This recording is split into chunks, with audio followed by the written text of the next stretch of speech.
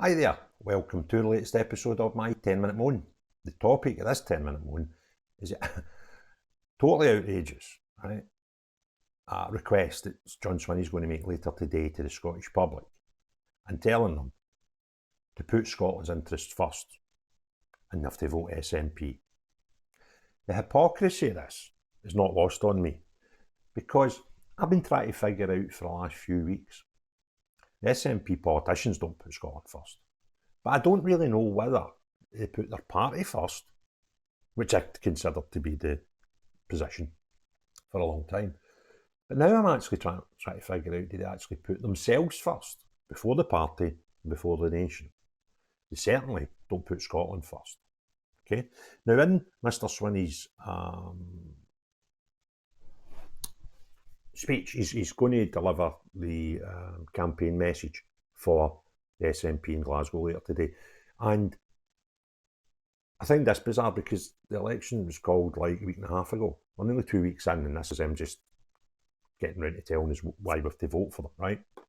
But I've spent weeks before that telling them we have to vote for them, but they didn't know what we were voting for. We were just to vote SNP. So at least now they're going to tell us why we should be voting SNP. And Swinney's going to urge people, vote SNP to put Scotland interests first. He's going to tell activists and candidates at a rally in Glasgow later on today that the Westminster decision making has meant austerity, Brexit and cost of living crisis imposed in Scotland. Total bollocks. When you consider that austerity and the cost of living crisis, it's happened all over the world. It's not unique to Westminster or the UK government. And the funniest thing when they keep putting out this Brexit thing, it's Brexit's fault. Totally oblivious, or want us to be oblivious to the fact that if the SNP had got their way in 2014 with the independence referendum, then Scotland would have been dragged out of the EU anyway, because Scotland was never a member of the EU, the United Kingdom was. So if they'd achieved their goal in 2014, then Scotland would not have been part of the EU. And highly doubtful, if not zero chance, that they'd have been accepted back into it because there's so many conditions that they wouldn't meet, and there's so much concerns with Spain about, there's areas in Spain that want to be independent. So see, when you just say words, they throw Brexit, right? That's to blame for all your ills, right? We'd have been out of the EU 10 years ago if the referendum had happened. But we wouldn't have been getting told how terrible it was then. We would still have had cost of living crises and we would still have had austerity. Well, maybe you wouldn't have had austerity actually, because the SNP have got no fiscal plan whatsoever. They just think the money comes. See that tree over there? That's pound notes. It's no leaves that's on it, right? That's their fiscal planning. So we would just have been bankrupt, right? Anyway, other things is just there's other things just coming out with. A combination. This is brilliant, right? Scots have woke up this morning to the news that £450 million of EU funding that we had 6 years to spend has not been spent. We need to return it, right? We've already returned something like €199 worth over the last couple of years. But total will be £450, £450 million, £500 million almost, going back to the EU, and money that Scotland has received for specific things like poverty, small, medium businesses. I've done a video on it earlier. I'll put a wee link to it at the end. Put it out last night.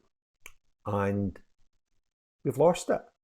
So how dare you stand up in Glasgow later today on a day that the Scottish people have found out that you've blown £450. We've lost it, right? How dare you go on about cuts? How very dare you? And it says a combination of cuts and Brexit, again, has reduced the money available to the NHS and other public services and housing. I'm going to come on to talk a wee bit more about the NHS when I cover more of these comments he's going to make later today. He says Brexit alone has wiped billions from Scottish economy compared with having EU membership, and it's pushed up food and other household costs. Right, now here's the bizarre thing. Scotland has always had, I'm not sure, now forgive me, I normally like to give facts, but I can't, this is me going my own memory here.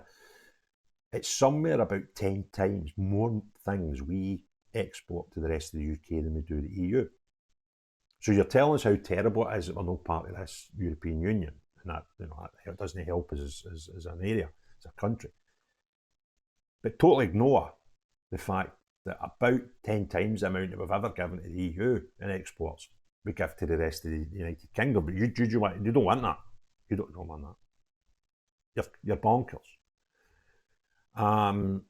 Given the EU is moving so badly in the wrong direction, I'd be failing in my duty if I did not set out what I believe a better future for Scotland. Now, that's all well and true, right? But see, if I was a nationalist, I'd be screaming at my phone or whatever I'm watching this on right now, because you don't have a route to independence. Your notion for independence, which you eventually told a couple of days ago, was that if Scotland gets the majority of the Scottish seats at the Westminster election, which will be about 29 or more, that'll give you a mandate to go to Westminster and say, I demand a referendum. Based on what? Because what would happen there is Westminster would say, well, hold on a minute. You could actually get these 29, 30 seats with about 35% of the vote. Westminster's going to go, well, where's your mandate? 65% of people didn't vote for you. Or didn't vote for any independence parties. So, what are you talking about? Right? You would get hunted. Now, let me just give you a comparison. Let's say, for example, we had all the constituents in Glasgow voted in non-SNP, non-independence MPs. Imagine the people of Glasgow turning up to Holyrood and saying, Mr. Swinney, we got all the seats to non-independence parties in that last election now for Westminster, so we demand to have a referendum on being independent from Scotland. You would laugh. You'd go, well, hold on a minute.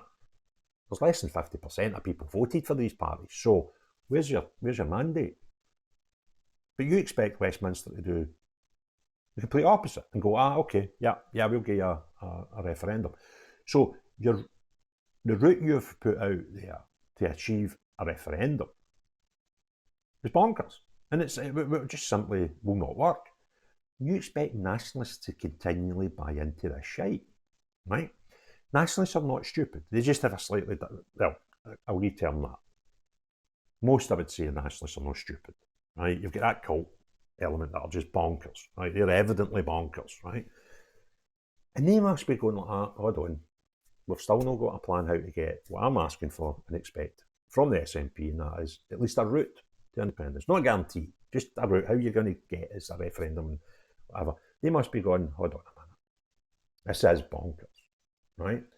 And the only people that are still buying into your nonsense, because you see them on social media, are the most deranged of your cult members. They buy any shit. You could actually put a jobby in their tea and give them it back, say it's hot chocolate, and they would say, thanks very much, Mr. Swinney, right? That's how crackpot these people are.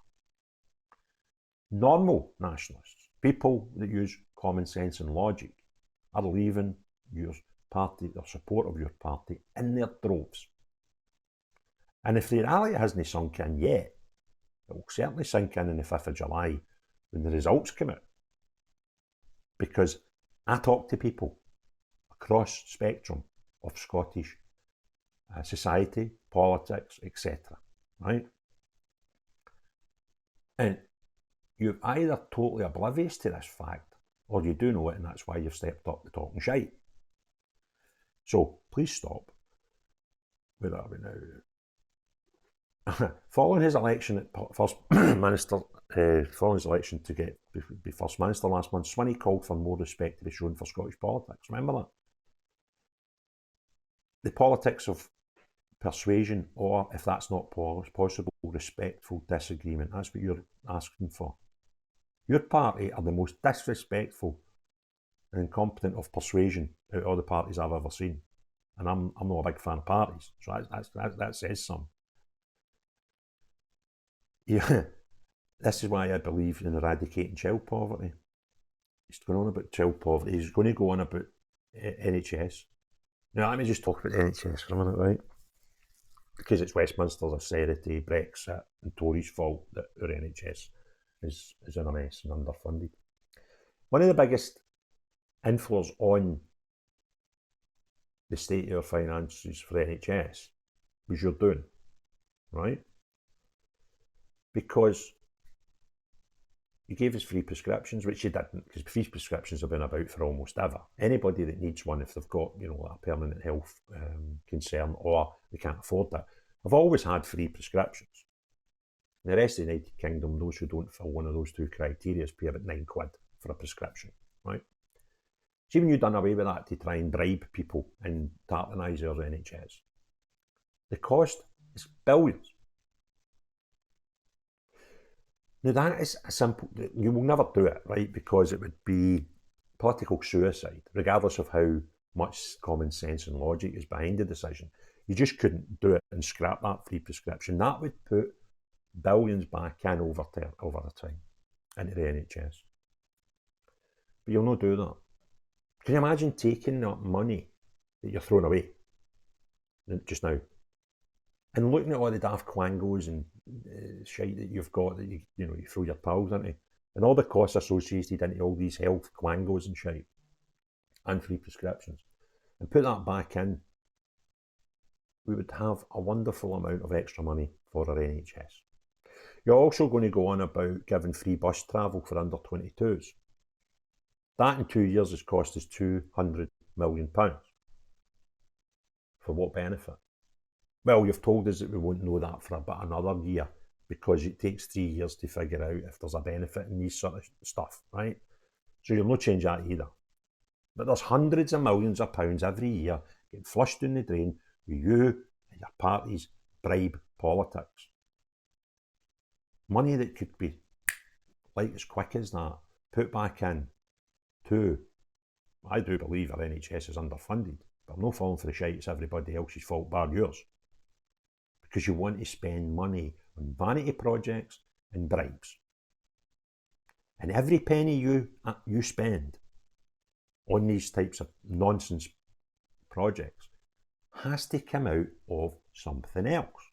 Because if you didn't spend £200 million giving bus companies money to ferry under 22-year-olds about free, then that could go anywhere you want, because it's devolved powers. But you don't want to do that either. So I'm absolutely fed up listening, because these are the highlights you're going to tell people about, remind people about the highlights of the SNP. Free prescriptions, free buses, what a shite. Absolute, not needed, and do not benefit the country. They benefit